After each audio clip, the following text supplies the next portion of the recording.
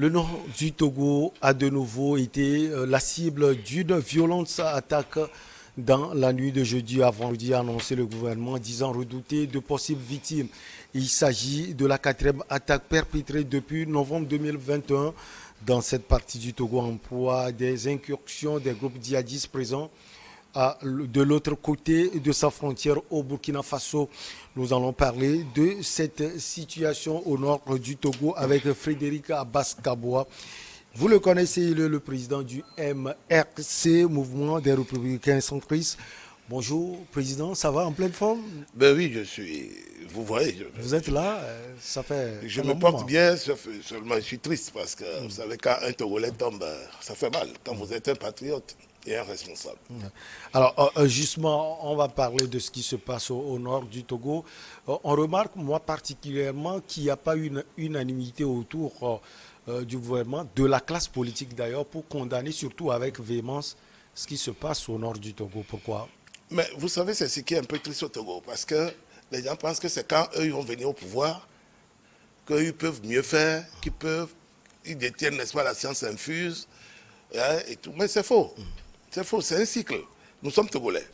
La fibre patriotique doit prévaloir. La fibre patriotique doit pouvoir nous guider à chaque instant. On doit être fier d'être Togolais, d'appartenir à la nation togolaise tout entière. On s'en fout de celui qui est au pouvoir. Maintenant, ce qui doit nous intéresser, nous, classe politique togolaise, et ça, je le dis avec insistance, c'est la manière dont celui qui est au pouvoir gère cette crise-là, parce qu'il est le premier responsable de la République togolaise, chef suprême des armées. C'est lui qui a la main sur le haut commandement de FAT, et c'est la manière dont il doit gérer. Et vous avez vu que, bon, c'est vrai, les gens ils font le mélange des gens, les gens pataugent tantôt, machin, parce que c'est pas nous, comme si ce n'est pas nous, c'est eux, etc., etc. Il faut éviter cela. Nous devons éviter absolument cela. Il faut être fier d'être patriote. Ce n'est pas le signe que quelque chose ne bouge pas, selon vous? Qu'est-ce qui ne bouge pas? C'est une question que je vous pose, président. Qu'est-ce qui ne bouge pas? Le Togo bouge. Le Togo bouge. C'est vous qui pensez que le Togo ne bouge pas? Vous connaissez l'Angleterre? Accepter la reine d'Angleterre, donner son accord au gouvernement britannique d'accepter le Togo comme membre du Commonwealth. Le Rwanda, oui, à la rigueur. Mais le Togo, accepter, ça veut dire que quelque chose bouge. Commonwealth, vous savez ce que ça veut dire? Quand vous produisez, vous partagez. C'est ce que ça veut dire, ce petit mot-là. Commonwealth. Vous comprenez? Ah oui, ça bouge. Ça bouge, ceux qui veulent que ça bouge, ceux qui ne veulent pas. Ceux qui sont attardés, tant pis pour eux. Si ça ne bougeait pas, vous avez vu, tout le monde est dedans, hein, en fait. Golfe 4, Golfe 3, Golfe quoi, Golfe ceci, machin. C'est vrai, les gens ne sont pas au Parlement avec nous. Nous sommes 14, 5 partis politiques. Mais ils sont dans les institutions. C'est parce que ce n'est pas tout que les gens... Ce n'est pas tout qu'on montre. Ce n'est pas tout que les gens voient. C'est que j'ai pris la résolution de ne plus trop parler des choses. Donc vous mais les gens ça bouge. Oui. Les gens, ça bouge. C'est moi qui vous le dis. Les gens sont malades. C'est le gouvernement qui les a envoyés à l'heure où je vous parle, à l'hôpital, s'il vous plaît, hôpital américain de Neuilly. Même les Français n'arrivent pas à aller là-bas. Il faut être d'une certaine classe donnée pour pouvoir vous permettre cela. Oui. Mais ils sont allés, les Togolais. Un Togolais qui ne travaille pas. Ça, c'est au niveau, oui. C'est au sommet de l'État. Si ça ne bougeait et le citoyen lambda, oui, honorable. Voilà justement. Si ça ne bougeait pas, c'est le citoyen lambda qui travaille, qui transpire, et en haut, les gens bouffent. Et on arrive à se permettre, n'est-ce pas, d'assister ces gens-là. Le gouvernement togolais joue un peu au service d'assurance. Comme en Europe, on appelle ça le SAMU. Le SAMU, en France. Vous comprenez? Ouais. Mais oui, c'est tout. Il faut que les gens arrêtent ça. Il faut que les gens comprennent. Quand vous avez 2, 3, 4 nationalités dans la poche, c'est comme ça que les gens réagissent. Pourquoi les gens sont fâchés depuis qu'on a sorti? Nous avons voté la loi sur les partis politiques. On a retouché pour parler de Togolais. C'est pour ramener les gens, n'est-ce pas, dans le grenier Togo. Oui, parce qu'on a vu que le grenier Togo se vide. C'est pour ramener les gens dans le grenier Togo. Il faut que les gens se considèrent Togo d'abord. Voilà. Quand vous raisonnez Togo d'abord, vous réagissez. Vous n'attendez pas. Oui. Alors, les propos de quelqu'un que vous connaissez, Maître Raphaël Nyama Kwande Adjaré, corroborent, honorable, mes inquiétudes. Il affirme sur une radio internationale, c'était ce matin, que l'armée est dans sa propre contradiction. L'armée qui prend le temps de réprimer les populations, les manifestants. Cette armée demande la collaboration aujourd'hui de cette population. Est-ce qu'il a raison selon vous? Je vais vous dire, avant de vous répondre, RFI doit pouvoir sélectionner. Moi, je ne donne pas de leçons à RFI. Je n'ai pas... Non, je dis, moi, je ne leur donne pas de leçons, c'est RFI. Alors, je ne donne pas de leçons. RFI doit savoir que celui qu'ils ont reçu, c'est un fugitif. C'est un monsieur qui est traqué au Togo, par la justice togolaise, parce qu'il a détourné l'argent de ses clients, qu'on appelle le fonds Carpa. Et ce n'est pas une bonne chose pour l'image même de cette radio de recevoir un homme comme ça qui va partir sur des suppositions. Vous comprenez? Sur des à peu près. Sur de l'invisible et de l'inexistant, pour parler. Vous comprenez? Je voudrais vous dire, je parle ici de mon petit frère, Raphaël Kwande Adjaré. C'est mon petit frère. Il me connaît. Il sait que je dis la vérité. Je dis les choses telles qu'elles sont. Voilà. Pourquoi je vais l'épargner? Alors, honorable, ce qu'il a fait peut-être là, mais est-ce qu'il n'a pas raison? Non, il a quelle raison? Il a quelle raison? Il connaît. C'est ce qui est important. Oui. Depuis qu'il a quitté l'armée togolaise, est-ce que vous savez que c'est un enquêteur de l'armée togolaise, officier de liaison, des renseignements formé en Israël? Non, je ne le sais pas. Bon, pourquoi il n'a pas dit ça à RFI? Qu'il vous souvienne que, à l'époque, Jean-Pierre Fabre l'avait taxé de top dans le CST, collectif Togo, et Cap 2015, il y était. C'est nous qui l'avons défendu. Pourtant, on savait très bien qui il était parmi nous. Aujourd'hui, il pavane, on le présente comme société civile. Laquelle des sociétés civiles? En France ou au Togo? Peut-être qu'il est gilet jaune en France. Mais il va vous donner des informations erronées. L'armée a traqué qui? Aujourd'hui, l'armée togolaise parle au nom de qui? Ce sont des Togolais qui parlent au Togolais. Il y a des problèmes. Donc, Kwande veut que les populations croisent les bras. Il n'a rien dit, en fait. Il n'a rien dit. Alors, à la rigueur, j'allais dire même qu'il est méchant. Parce que quand RFI vous tend son micro pour 1 minute, dites des choses intelligentes et intelligibles. Honorable, en fait, la collaboration, elle est importante aujourd'hui. Les gens collaborent. C'est lui qui ne sait pas que... Est-ce que Kwande sait que la muette dont il a fait partie hier, vous savez ce qu'on appelle la muette, non? L'armée. Je vous dis qu'il est un soldat. Il sait les principes. L'armée togolaise n'est pas une armée de pacotille. S'il vous plaît, les gens parlent. Mais vous allez constater que l'armée togolaise agit. Elle agit. Elle agit. Pour une fois, elle est sortie. Il y a eu bavure. Ah oui. J'ai dit qu'il faut les féliciter. Oui. Il faut féliciter cela. C'est des avancées. Oui. Oui. Énorme. La société civile devait rebondir là-bas pour essayer d'avoir une certaine crédibilité. Parce qu'elle n'en a plus. Justement, parlant de cette sortie, pour vous, honorable, est-ce qu'il n'y avait pas pression à un certain moment donné sur l'armée? Elle n'était pas obligée de dire la vérité? Elle n'était pas obligée de le dire dans la mesure où, dans la zone où ça s'est passé. Vous voulez avoir les informations avec qui?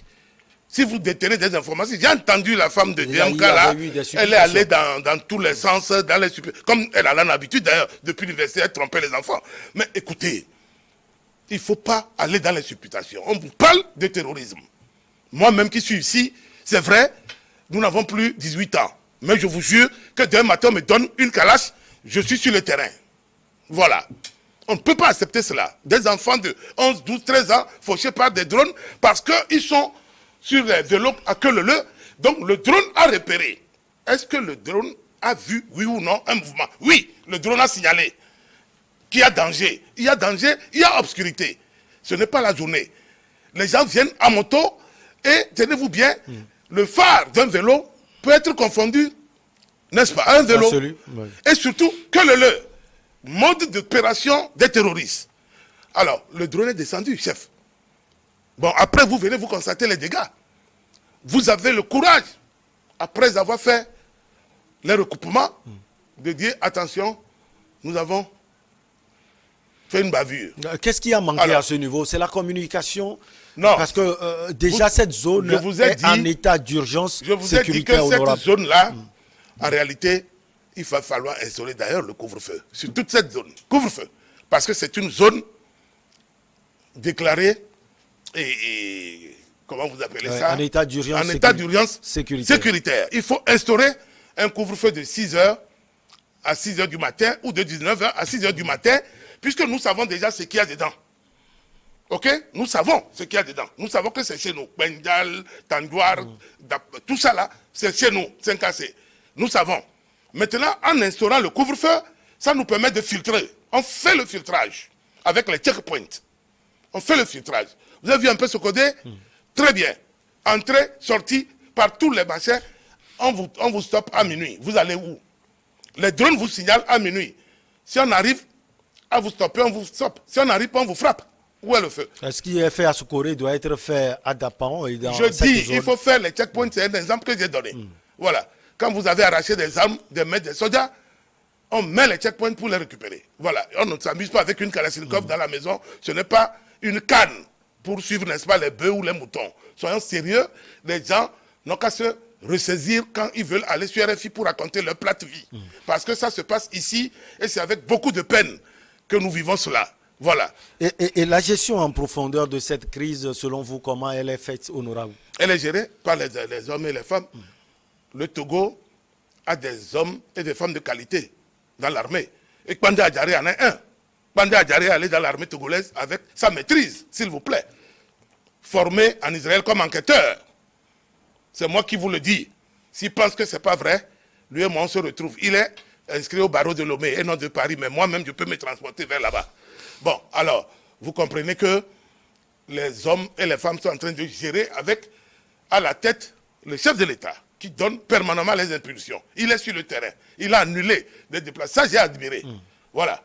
Il a annulé les cérémonies des Valas, pour se rendre. Pour être en permanence avec le haut commandement dans les salles d'opération. Comment il faut faire machin? Il faut appeler nos amis du Burkina pour voir comment on va faire la jonction, puisque Takuba et Barkhane, tout ça n'existe en réalité plus en tant que tel, parce que avec le Mali qui s'est retiré aussi, il y a des réglages que ces gens-là n'ont pas encore fait.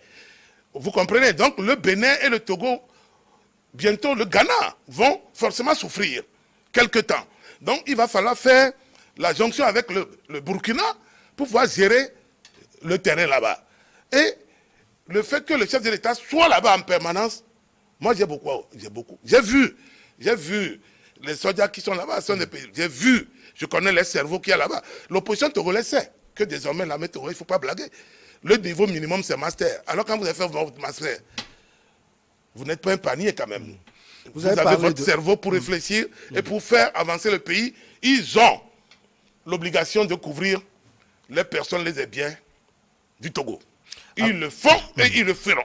Voilà. Alors, vous avez parlé de ce déplacement du chef de l'État togolais, Faure Gnassingbé. Il était aux côtés des populations. Quel message il a pu apporter, honorable? Dans de pareilles situations, quand vous êtes le premier responsable, c'est simple. D'abord, c'est le soutien de tout le pays aux blessés et maintenant aux familles des victimes, ceux qui ont disparu. Parce qu'il y a eu des morts. Et ensuite, ce n'est pas tout. Nous connaissons la situation dans laquelle les gens vivent, surtout vers là-bas. Il y a un politicien qui se promène de son état professeur. Il n'a rien pu faire. Il saute sur cette occasion. En principe, quand on dit, on déclare une zone, état d'urgence sanitaire. Ça, je le dis en toute responsabilité. Et il le sait. Dans les pays civilisés, autres que les nôtres, je veux parler des grandes démocraties, quand on déclare une zone en état d'urgence sécuritaire, vous ne faites aucune activité politique dedans. Alors Gogué n'a qu'à revenir sur terre. Il n'a qu'à revenir sur terre parce que c'est comme ça que les gens provoquent le gouvernement et après, vous avez les fugitifs comme Kwanda Adjaré qui vont sur RFI pour raconter leur plate vie. Ce n'est pas normal. Ce n'est pas normal. Parce que les gens souffrent. Certes, le président va leur dire sa compassion. On ne mange pas la compassion. Il faut que je vous dise la vérité. Monsieur le journaliste, c'est ce qui me suit. Parlons justement de Gogué. Nous avons eu le plaisir de le recevoir. Oui. Lui aussi, il a insisté sur cette collaboration entre les forces de l'ordre et la population. Et ce n'est pas ce qu'il affiche sur le terrain. Il faut que les relations soient bonnes entre les deux entités au prime abord. Toujours, toujours. Vous C'est ce pensez je que dis. ces relations sont bonnes aujourd'hui? Écoutez, aujourd'hui, les populations n'ont aucun problème avec l'armée. C'est plutôt certains politiciens en perte de vitesse virtuelle ou vertigineuse qui veulent entretenir ce genre de choses, c'est tout. Sinon, personne n'a de problème avec l'armée togolaise aujourd'hui. Je ne parle pas d'autre chose que, parce que j'ai réagi tout à l'heure avec beaucoup de nervosité contre Bandé Adjaré, parce qu'il a déplacé le contexte. Bandé Adjaré n'est pas un réfugié politique en France. C'est un fugitif, un fuyard. Il a volé. Vous comprenez? Alors quand tu veux parler, tu fais attention. Tu choisis les mots. Parce qu'il a déplacé le problème. Aujourd'hui, nous avons un problème sérieux.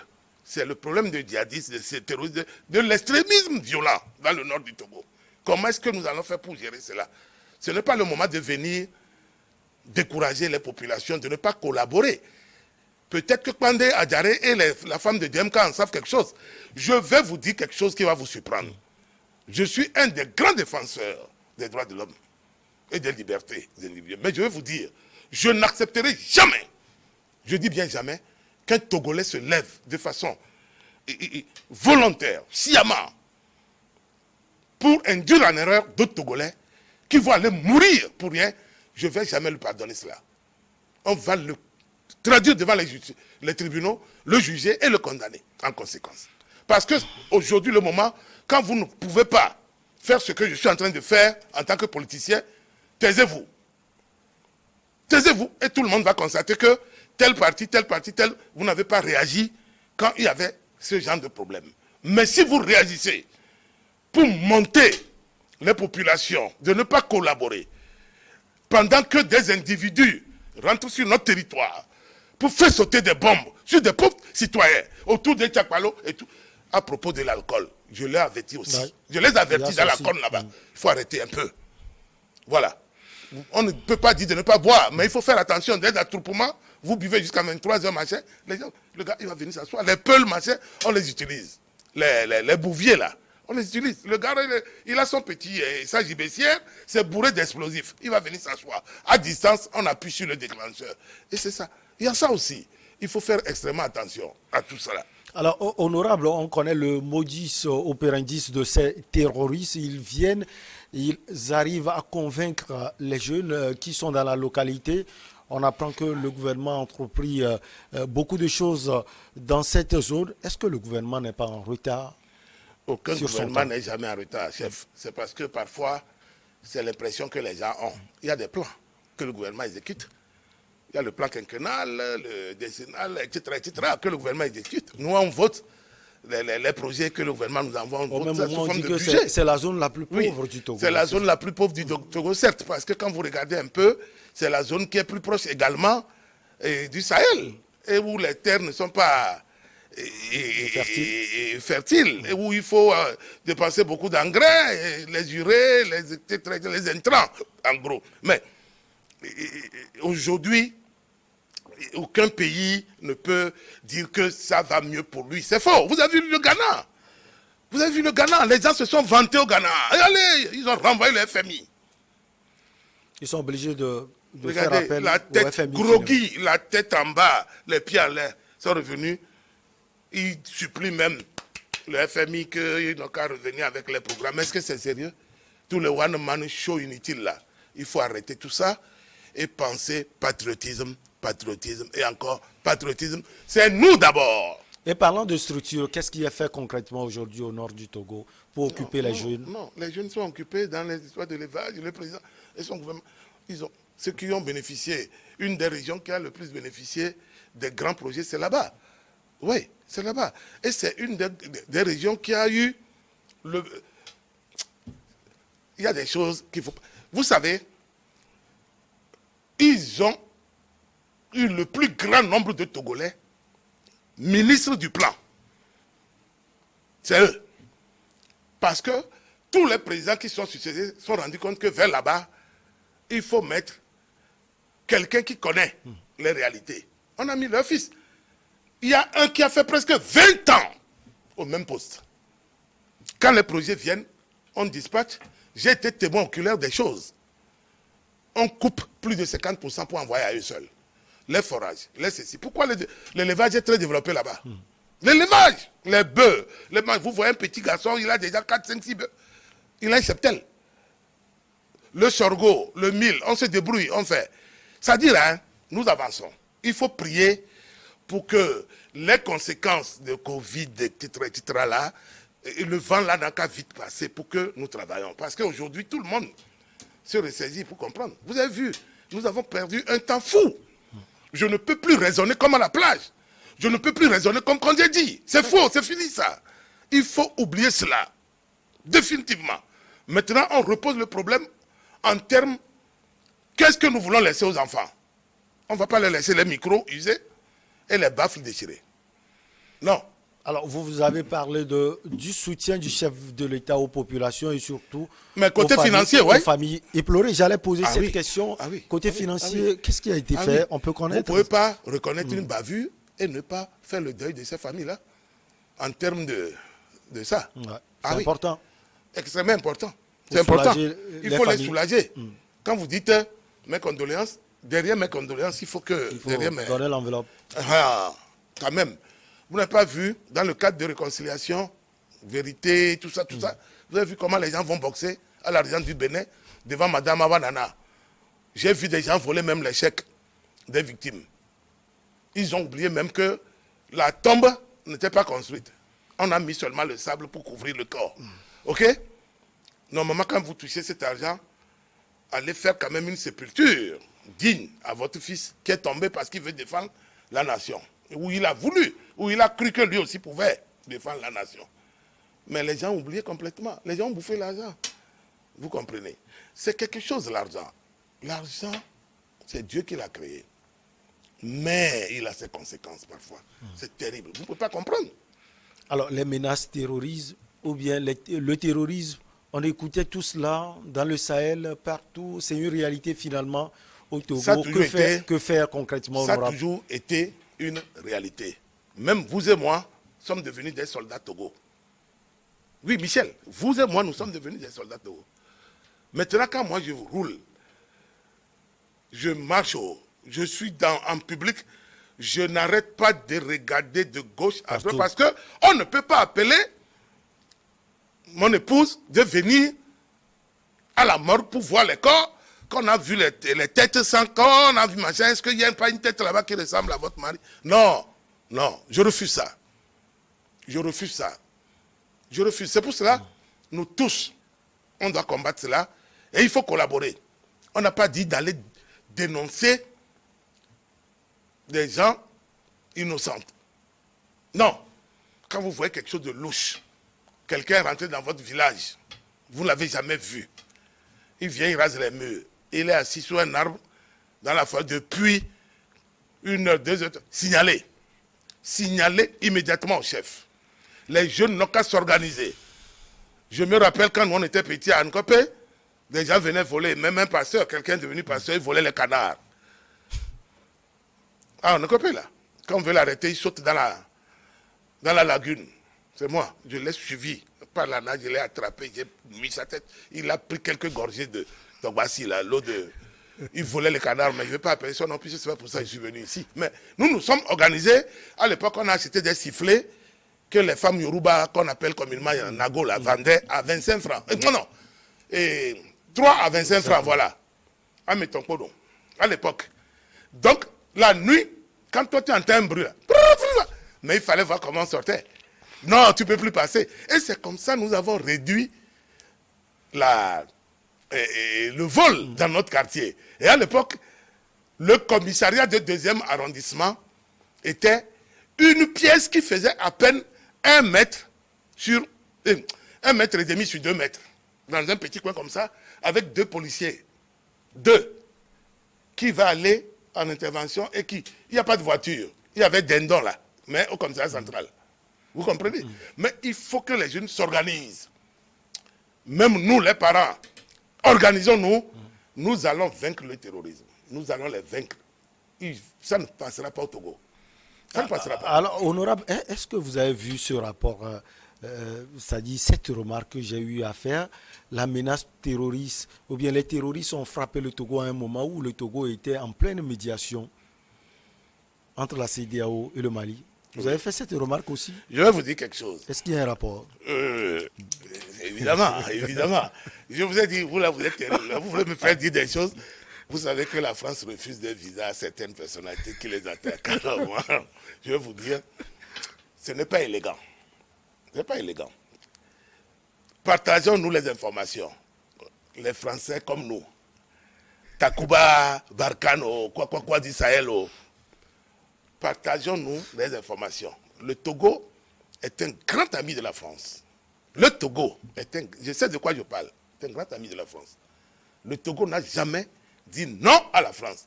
Le Togo n'a jamais remercié la France avec le revers de la main. C'est faux. Aujourd'hui, c'est l'occasion que la France nous le rende. La France doit nous rendre la politesse, cette politesse. Vous voulez dire quoi concrètement? Quand vous voyez cette zone que vous contrôlez, parce que vous êtes mieux équipés que nous, plus équipés que nous, il y a la collaboration entre les armées. Avertissez-nous, nous allons prendre des dispositions. On ne dit pas qu'ils n'ont pas venu opérer des frappes. Non, nous ne disons pas qu'ils n'ont qu'à rentrer sur notre territoire pour opérer. Mais échangeons-nous des informations.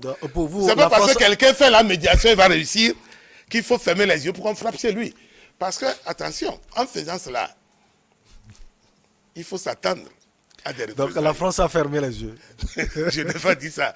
Tant pis pour tout le monde. Ceux qui peuvent comprendre, n'ont qu'à comprendre. Je suis suffisamment diplomate. Puisque je suis dans la commission des affaires étrangères de la coopération.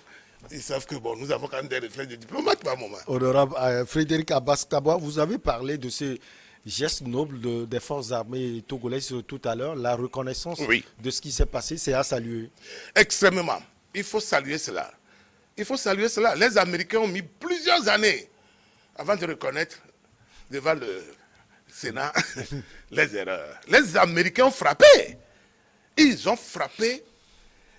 Ils ont cru que les terroristes venaient. Alors que c'est les propres camions. C'est une colonne de US Army dans le sable mouvant de l'Irak. Mais ils ont envoyé, ils ont utilisé même des bombes non conventionnelles. Les gens ont brûlé. Tu te grattes jusqu'à le sang, tu brûles. Ça te brûle. Ils sont morts. Plus récemment, au Mali, la France a fait des bavures. Lors d'un mariage, c'est toujours dans la traque des terroristes. Et la France a envoyé. La Grande-Bretagne en a fait en Afghanistan. La Grande-Bretagne en Afghanistan, y compris les Américains, là-bas aussi. Ils ont fait des bavures. Et j'étais à Paris il y a quelques semaines. Il y a eu bavure dans plein Paris, force de sécurité. Parce que quelqu'un a pris dans le Constance la voie. Alors, actuellement, le policier est enfermé. D'habitude, les Français n'enferment pas le policier. Mais ils l'ont mis en examen et ils l'ont déposé à la prison.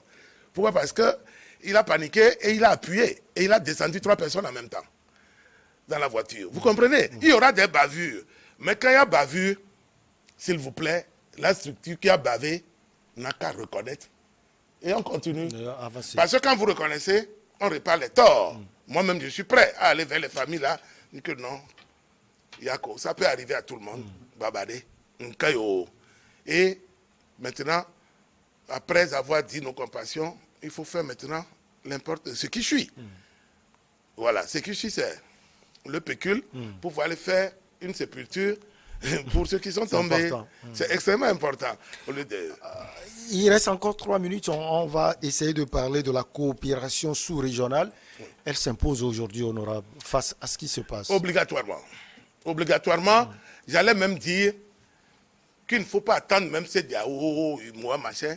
Entre pays même, entre voisins immédiats, tissons, entre voisins. Voilà. Entre voisins. Le Togo, le Ghana, le Bénin, le Burkina. Le Burkina. Moi, j'ai des amis à couper là, quand je traverse Sengassé. J'ai des amis chez les Moronaba, un peu par machin. J'ai des amis quand je traverse de ce côté, chez Nana, machin, à Koumassi. Mais je dis, on ne peut pas dormir. C'est un maillage qu'on doit faire. Et ce maillage-là ne peut pas s'arrêter seulement à votre pays. Vous n'avez rien fait. Il faut l'étendre, l'élargir et rentrer dans l'autre. Lui aussi, il continue, il envoie dans l'autre, etc., etc. Vous savez que la Côte d'Ivoire aussi a été frappée Grand bassin. l'année dernière. Vous le savez, avec plusieurs morts. Mais alors, on doit faire en sorte que nous tous, ça devienne bien ficelé. Et vous verrez que même ces terroristes-là sont nos propres frères. Il faut qu'ils arrivent à nous expliquer c'est quoi le problème qui les dérange jusqu'à, au lieu de s'en prendre à eux-mêmes, ils vont s'en prendre à leurs frères qui ne font pas comme eux. Et les égorger. Les égorger comme des chèvres, machin. Il faut qu'on arrive à s'expliquer entre nous. Bon, calmement d'abord. Et s'ils veulent, on va mesurer les forces. Je vous ai dit tout à l'heure, je suis prêt à prendre la Kalachnikov. Ah non, je suis prêt. Je suis prêt. C'est moi qui vous dis. Je suis prêt. Honorable Abbas Kaboa, c'est le terminus. Vous avez sans doute des messages à envoyer à ces populations qui souffrent tant. Et mon message, c'est en deux fois. Le premier, c'est à l'endroit de mes frères politiciens togolais. Et c'est le moment de montrer que nous sommes togolais. Ce n'est pas tout. D'aller dans les élections, prendre l'argent du contribuable, et puis après, bon, vous êtes battu, vous avez gagné. Non. Aujourd'hui, il faut montrer qu'on est patriote. Il faut qu'on descende sur le terrain, galvaniser nos militants, les peuples, de soutenir l'armée. Pour que l'armée éradique ce mal-là. Parce que ce mal-là frappe partout. Ce n'est pas que les militaires qui vont mourir. Ça tue tout le monde. Même le politicien. Tu peux être en plein meeting, tu sautes. C'est pour cela que j'ai dit que quand une zone est comme ça, il ne faut pas faire d'activité. Parce que c'est dangereux. Vous aurez des morts sur votre conscience. Mon deuxième message va à l'endroit du gouvernement et des forces armées togolaises. Ils font un boulot sacré. Un boulot, c'est sacré. Ils ont fait un choix. C'est le choix difficile. C'est celui de défendre les couleurs de la République togolaise. Il faut qu'ils restent fidèles à cela. On va traquer ces ennemis dans leur dernier retranchement. Avec l'appui des Togolais. Ceux qui les soutiennent sont plus nombreux que ceux qui ne les soutiennent pas. On ne les regarde pas. Nous, on ne les calcule pas, ceux qui ne les soutiennent pas. Parce qu'ils ne sont pas nombreux. Ceux qui pensent que c'est sur les radios et les réseaux sociaux qu'on fait la politique du Togo, je crois qu'ils se trompent. Ça se fait ici, sur ce terrain-là. C'est le Togo. Togo, terrorisme, le gouvernement invite les populations du Tone à ne pas céder à la panique. Nous étions avec Frédéric Abbas Kaboa, président du MRC, Mouvement des Républicains Centristes. Exactement, et je vous remercie. Et je termine en vous disant que je viens de lancer une idée. C'est le couvre-feu. C'est le couvre-feu. Il est extrêmement important. C'est le couvre-feu. Pour pouvoir filtrer qu'est-ce qui rentre, qu'est-ce qui ne rentre pas.